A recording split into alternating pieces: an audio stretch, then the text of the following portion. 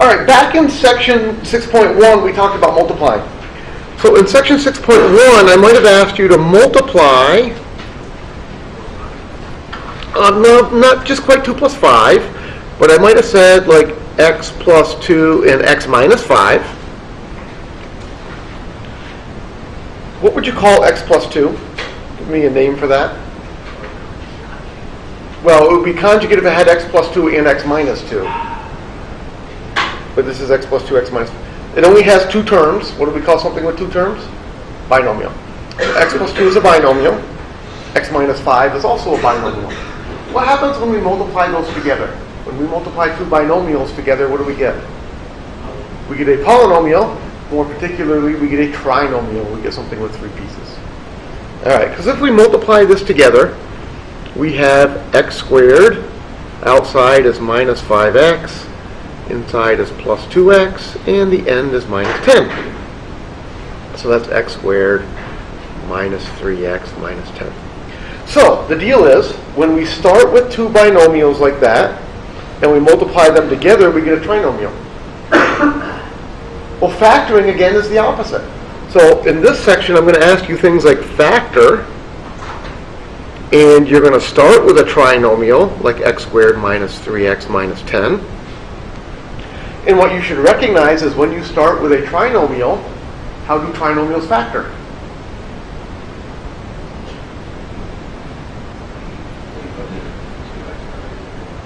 They're going to have 2x values. In fact, it's going to look something like this. And we're going to get, we start with a trinomial, when we factor, we end up with 2 binomials. And well, we know the answer for this one, right? It's x plus 2, x minus 5. How do we know that's the right answer? Because it's the same problem we did up top, just written backward. Correct. So the general rule is what you're looking for when we do these problems, we're looking really at these numbers at the end. When I multiply these 2 numbers, that's the last. They have to multiply to be a negative 10. And when I add them, that's the outside and the inside. They have to add to be a negative 3. So, a different problem. I might ask you to factor x squared minus 2x minus 24. Well, what you notice is you have a trinomial. When you see a trinomial, you should think, well, I'm going to get 2 binomials. So we write them down. There's 2 binomials. They're going to have x and x, because x times x will give me the x squared. Then we look at the numbers. You guys are too fast for me. Positive 4, negative 6. Why positive 4 and negative 6? Why not use 8 and 3 to get 24? All right, so we need 2 things to happen. We need them to multiply to give us a negative 24. We also need them to add to get a negative 2. Questions on that?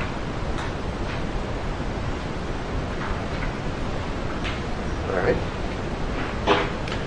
How about factor? Let's do some out of the book here. How about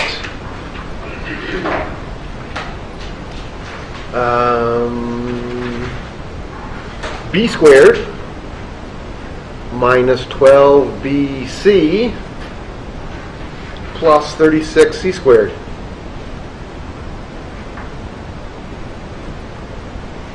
Well, once again, I notice I have a trinomial. Trinomials factor into 2 binomials. I find a lot of times that this problem will bother a lot of students because it's got b's and c's in it. It's like having x and y, but there's 2 variables. The fact that there's 2 throws people for a loop. The fact that you have 2 variables really doesn't change very much. How am I going to get the b squared in front? I've got to have b's in front. And then to get the c squared on the other end, that just means I need c and c in the last. So if I have a b squared in the front and a c squared at the end, No problem. I put B's in the beginning and I put C's in the end. And then you're telling me it's minus 6 and minus 6 again? And I think that's right, because minus 6 times minus 6 gives me the 36.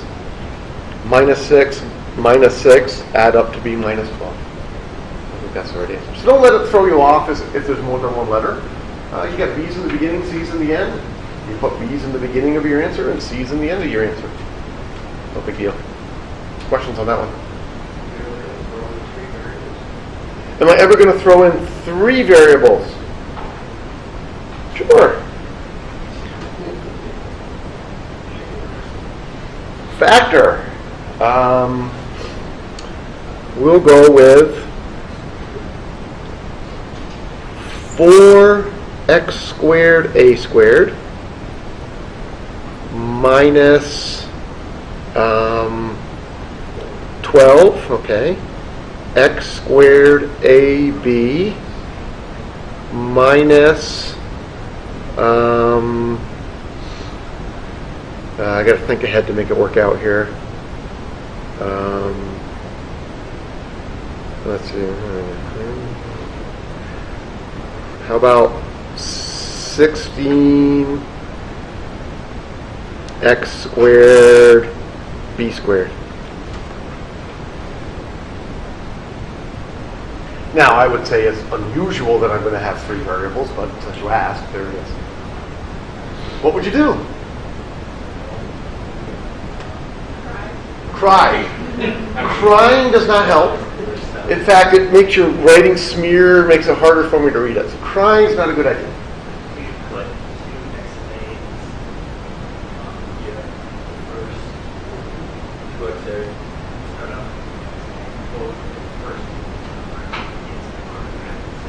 Okay. That would work, but there's a better idea. Yeah, what did we... Yeah, there is. What did we do on Monday? GCF. Factored out the GCF. So whenever you see a factoring problem, the very first thing you should always look for is a GCF. And the advantage of taking the GCF out first is it's going to make all your numbers smaller and make all your variables smaller too. Let's take a 4. Let's do better than 4. Let's take out a 4x squared. So always look for that first. Always look for a GCF as your first thing. The previous problems that we did, there was no GCF, so I didn't say that, but now I'm going to say it. So we take out a 4x squared first. And then what's left over?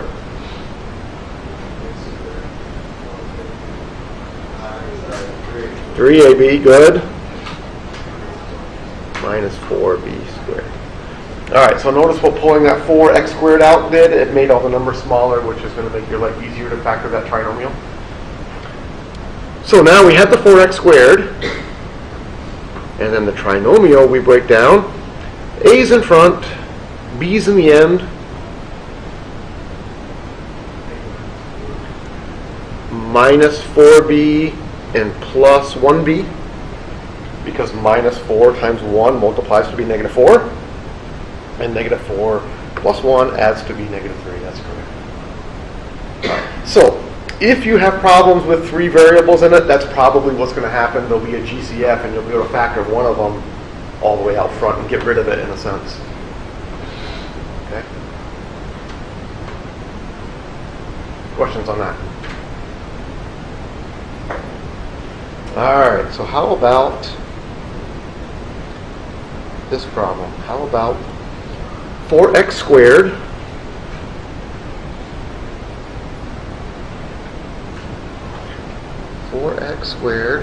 plus 11x minus 3.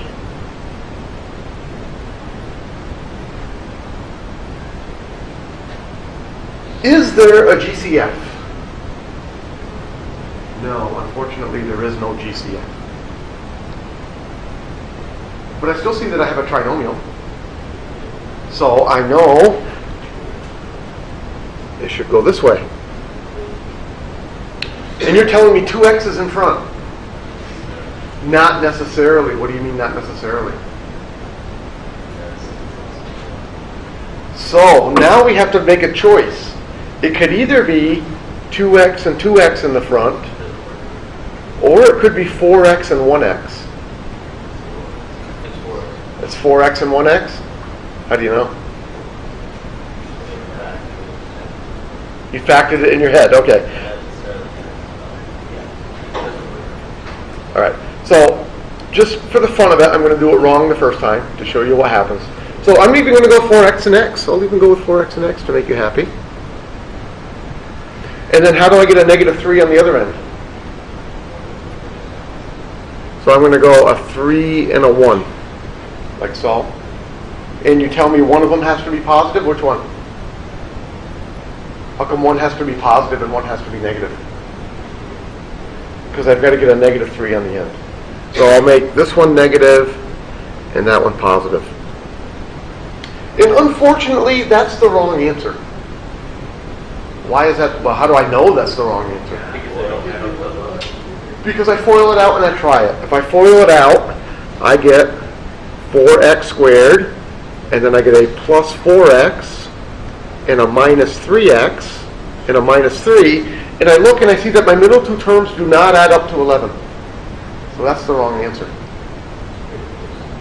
So now, the question is, what's wrong? Should it be 4x and 1x, or should it be 2x and 2x? Or do I have the 1 and the 3 in the wrong spots? And because these numbers are no longer just x and x, where you put the 1 and the 3 makes a difference. All right, so I think the right answer, as people have already told me, that one was wrong. No, they're telling me I need 4x and x. And then I think I need the 3 over there and the 1 over there. And I think it has to be a minus 1 and a plus 3, I think is the right answer. And again, we can do a quick check. This would be 4x squared. Outside would be plus 12x. Inside would be minus x. Outside would be negative 3. The two middle terms do add up to 11, so that's the right answer. All right, so what's the moral of the story? The moral of the story is when this first number right here is not the number 1, factoring gets a whole lot harder.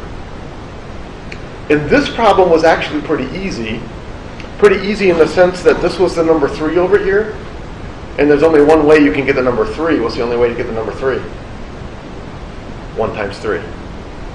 So you really only had two choices. This was either 4x and x or 2x and 2x. But you can only use 1 and 3. But imagine when this number is, say, the number 24, and there's lots of different ways to factor the number 24, and this number over here is maybe the number 12, and there's lots of different ways to factor the number 12, but the middle term didn't work, doesn't have a GCF, unfortunately. It's a real pain in the neck because there's so many options, and there's really no way to know which factorization of 24 and which factorization of 12 is the right one to use. So you have one choice, which is you guess, you do FOIL, and you see if you have the right answer. What if you don't have the right answer? Then you guess again, and you FOIL again, and how long is that going to take you? It depends on how many options there are there. It could be a long time. All right, so I'm going to teach you a different way to factor these. This way is not in the book. The book only does the trial and error, which I don't think is the greatest choice in the world. So I'm going to show you a different way. I'll do the same problem again and show you how it works. 4x squared plus 11x minus 3. And this different way is called grouping, and we'll see why in a minute. Grouping, you use grouping when this first number is not the number 1, and you can't pull out a GCF. No GCF comes out. So to do the grouping, what you do is you multiply the numbers on the end. So you take 4 times negative 3. What's 4 times negative 3? Negative 12. 4 times negative 3 equals negative 12. What I need to do now is I need to factor negative 12 so that the two pieces add up to be the 11 in the middle. 1 and 12. How about negative 1 and positive 12? negative 1 times 12 multiplied to be negative 12, and negative 1 plus 12 add up to be 11.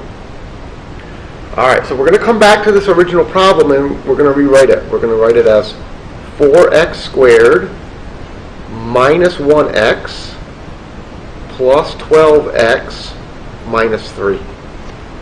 So what did I do there?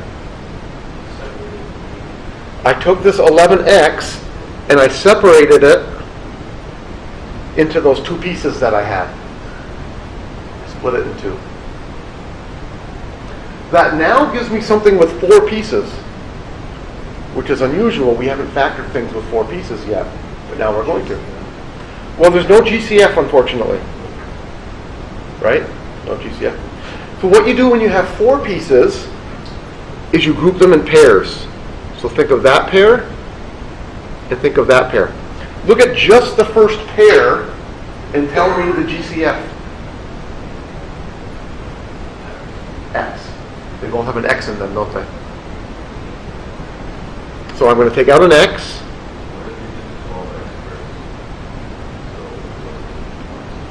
Great question, and we'll do that and we'll see what happens. So what his question is, what if I had written plus 12x minus x? Would it make a difference? Great question. The answer is no, it won't. And we'll do this problem yet a third time, and we'll do that and we'll show that we can still get the same answer. All right, so I take out the x. What's left over? 4x minus 1. 4x minus 1. Plus, I look at the second group. What's common in the second group? 3. I take out the 3. What's left over? 4x minus 1. If you have done everything correctly, that parenthesis and that parenthesis will match up perfectly. And I mean perfectly. If you have a 4x minus 1 and a 4x plus 1, you made a mistake. You got to go back and fix it. Same exact letters, same exact signs, everything. So what we have now is 4x minus 1 is common to those two things. So I write down the 4x minus 1. If I take away the 4x minus 1s, what's left over? X plus 3. And notice that's the same answer we got a minute ago.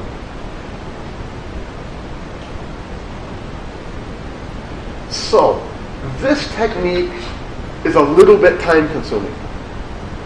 If your numbers here in front are small, then probably guessing and checking will work pretty well. It'll probably give you the right answer faster.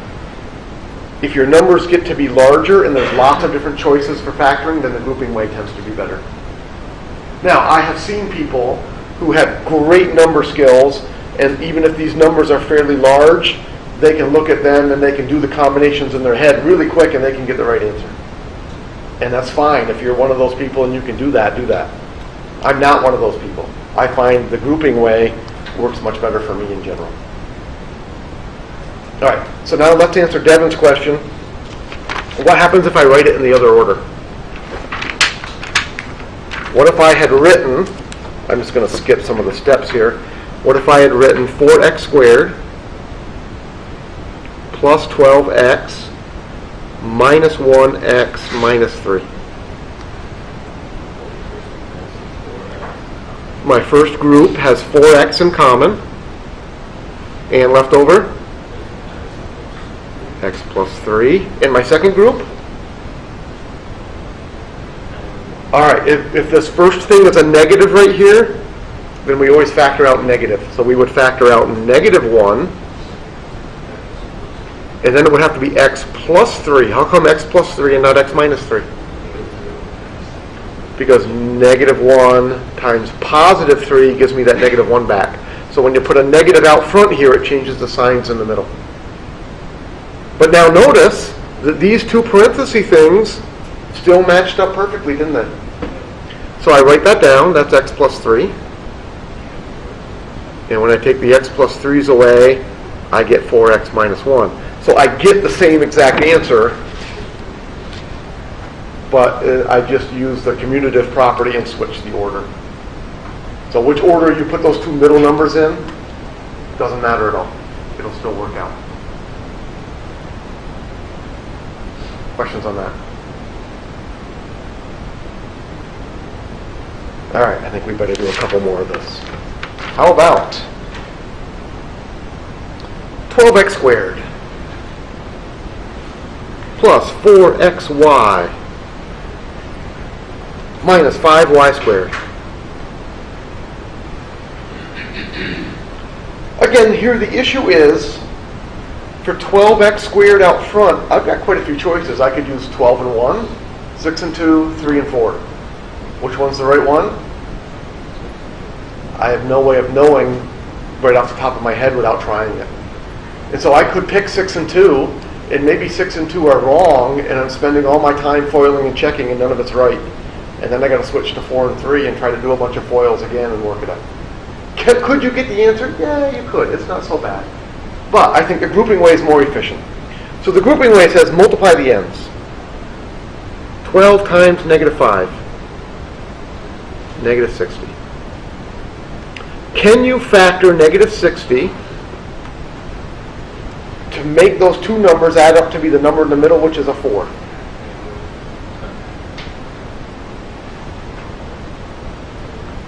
Positive 10 minus 6. 10 minus 6 certainly adds up to be 4. 10 times negative 6 is negative 60. So there's the hardest part right there, really, I think. And that you might have to use your calculator a little bit to divide 60 by different numbers and see if you get a match. Again, some people are great at doing it in their head, and they do it in their head. All right, so we're going to take this and break it up. We're going to write 12x squared plus 10xy minus 6xy minus 5y squared. So again, I took this middle piece right here, and I split it into two pieces based on these numbers. All right, looking at my first group. 2x looks like a GCF. 6x plus 5y. Excellent. I notice I have a minus here, so I'm going to factor out a minus. And then what's common? A y. Well, the numbers only have a 1, and the letters have a y. All right. 6x plus 5y. Again, right there is the single most common mistake people make. When I put this minus out front, this sign in the middle has to change. If you forget that, though, you should recognize it.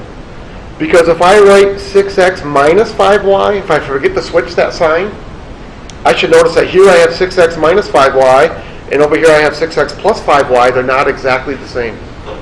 So if you make that common mistake, it kind of reminds you of it when you get to this point, when you look at these two things to see if they're exactly the same. So that's kind of a nice little feature, too, of this grouping method, is it kind of has a built-in check as you go. If you make a mistake, you should see it, that those two things are not exactly identically the same. All right, so what's my final answer? 6x plus 5y and 2x minus, I'm not going to put the 1 in there, because it rebooted, just write 2x minus 1.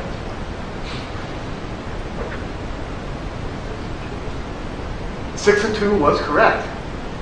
You are right, 6 and 2 was correct. Did you have the 5 and the 1 in the right positions? You didn't do that much. Okay. Why did you think the 6 and the 2 was correct? At a 1 in 3 chance? Yeah, 1 in 3 chance.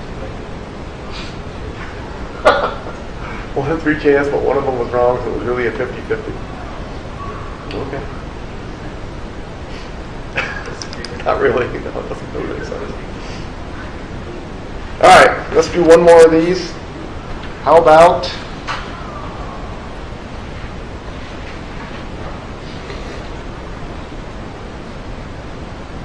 6y squared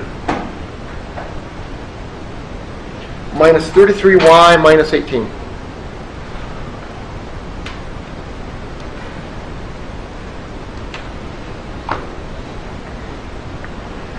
What should I do first?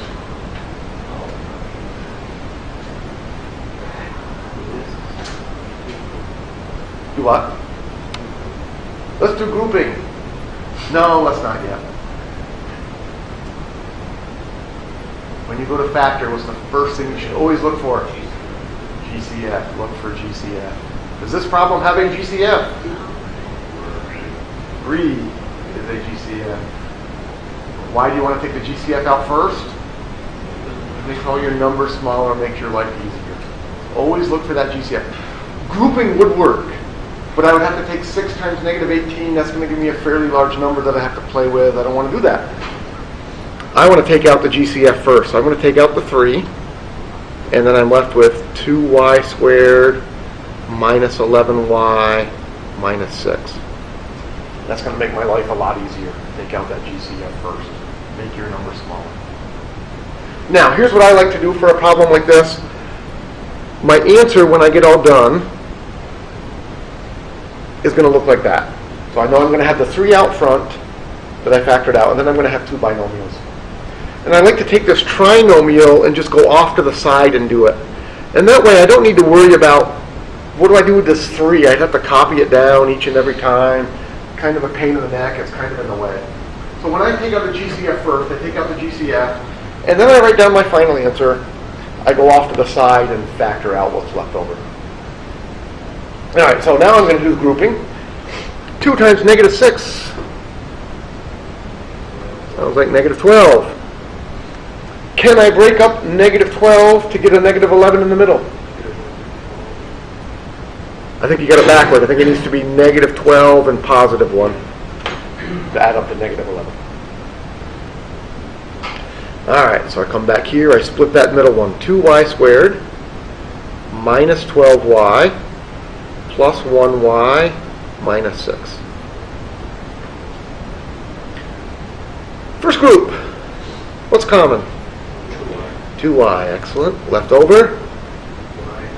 Y minus 6. Second group. What's common? 1 is the only thing, isn't it? All right.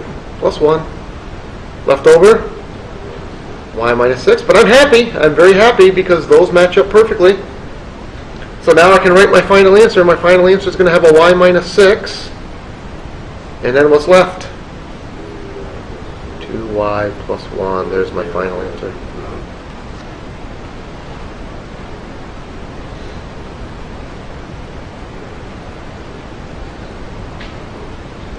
Questions?